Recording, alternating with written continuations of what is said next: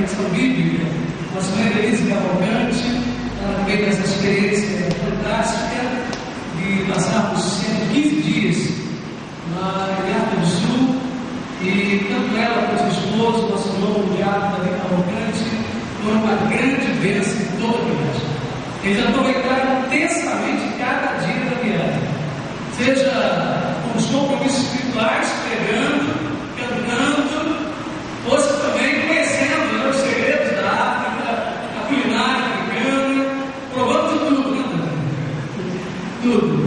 E também conhecendo os animais, os lugares, as lindas paisagens africanas.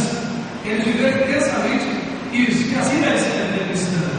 Devemos viver intensamente cada dia que estamos lá, eles fizeram isso. Trabalharam muito. Eu confesso que às vezes exigimos mais deles, porque eles também são mais jovens, né? Exigimos mais deles. O Evelina já veio mais que pegou, o Mondarim também. Então os mais jovens têm mais fôlego, né? Colocamos os dois na frente para pregar muito lá.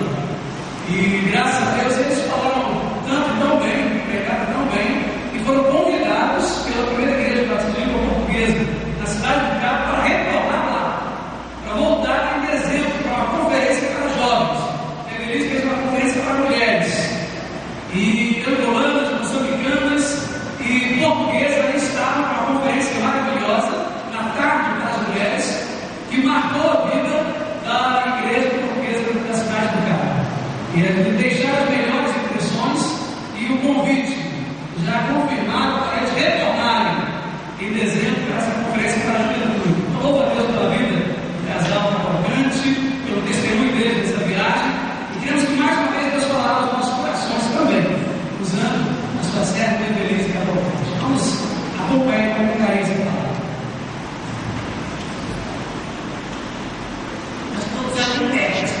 Buongiorno, non perché buongiorno, sia prima, sto prendendo as palavras, né? Galera,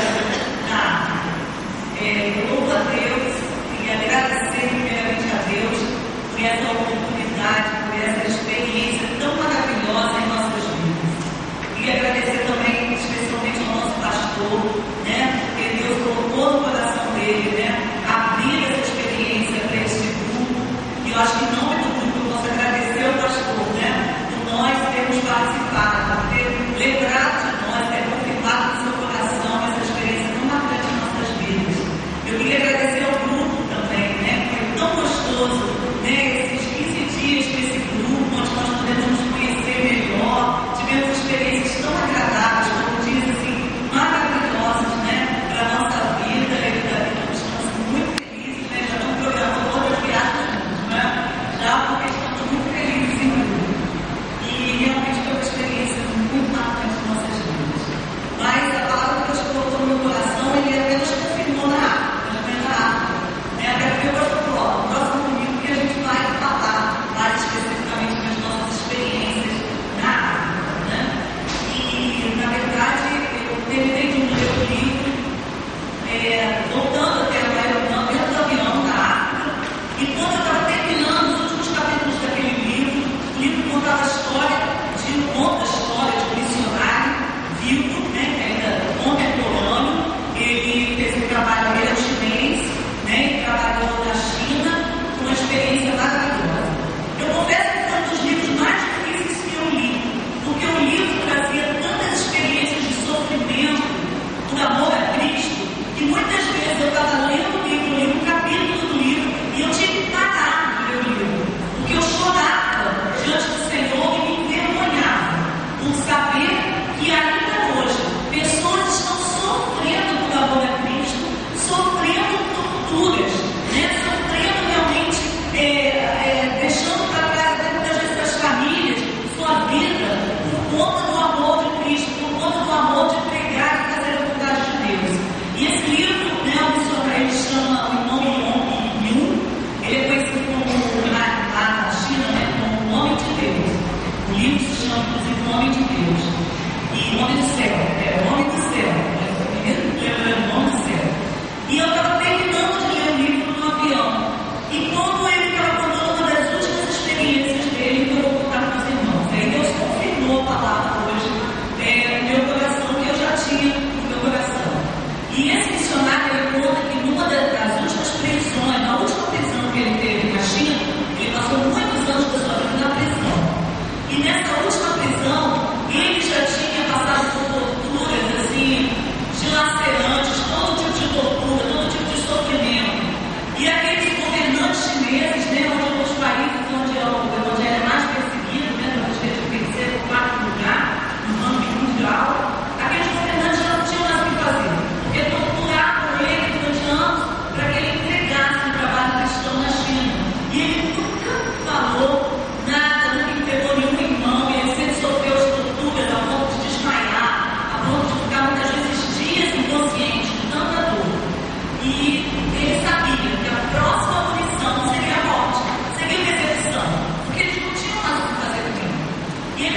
preso, depois de algum tempo, nessa terceira ou quarta prisão dele, e até que o irmão, que também estava preso com ele, trouxe a ele uma palavra do Senhor, dizendo: irmão, você precisa sair da prisão, porque você vai ser morto aqui.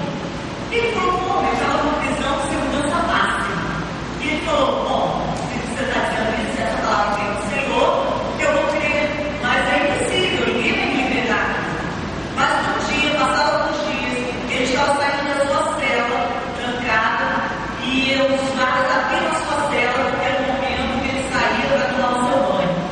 E ele tinha sofrido meses de torturas e tinham quebrado as pernas dele. E ele só dava com a ajuda do outro irmão que vinha, levava ele ao banheiro para tomar banho e voltar para suas celas.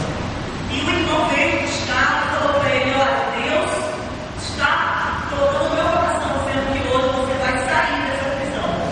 E ele, apesar de não ver perspectiva nenhuma, creu.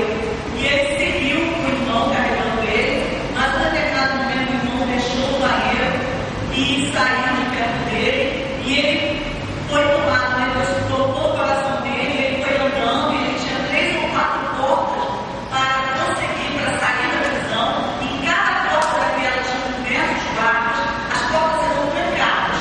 E ele conta que ele foi andando, caminhando, e ele pensava: eu estou praticamente aleijado, saindo da prisão aqui, de frente de portas trancadas com esses guardas, e hoje eu estou contigo, eu vou morrer.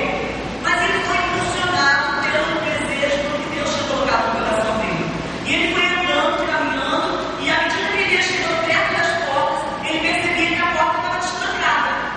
E às vezes ele atravessava a porta, e de repente ele olhava para o guarda, vindo em direção dele, e ele falava com ele mesmo: agora eu vou ter um contigo. Mas ele percebia que o guarda não via. O guarda passava por ele como se ele não estivesse ali. Chega a arrepiar, né? E ele foi andando, e ele foi caminhando, e ele foi atravessando porta por porta. E nem o guarda interceptou. E o guarda falou para ele: o que você está fazendo aí? E os outros presos que estavam vendo ele, eles diziam, como contam depois do livro, inclusive, eles falam que a gente via o irmão ia chegando para a porta e falava: agora eu quero contigo.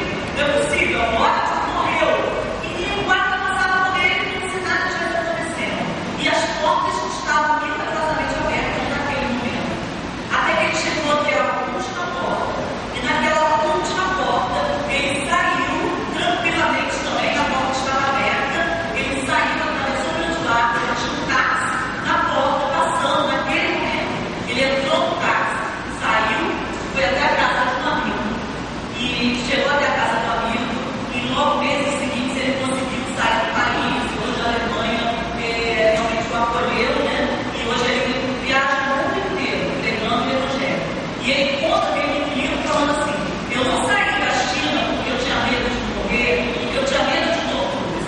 Eu só saí da China porque Deus falou que a vida era necessária agora no resto do mundo, para pregar o evangelho no resto do mundo. Esse é o Deus que nós cremos, Deus de hoje. Essa história, essa fuga da prisão se passou na semana do 11 de setembro de 2001. Né? Exatamente quando aconteceu aquilo. Ele conta que nem sabia de nada do que estava acontecendo. E esse é o Deus que nós servimos. E quando eu li isso no avião, Deus assim, mais uma vez confirmou a palavra que eu tive no hoje para a igreja, porque antes um pouquinho eu já tinha, Deus tinha colocado no coração Atos 12. Quando Pedro passa por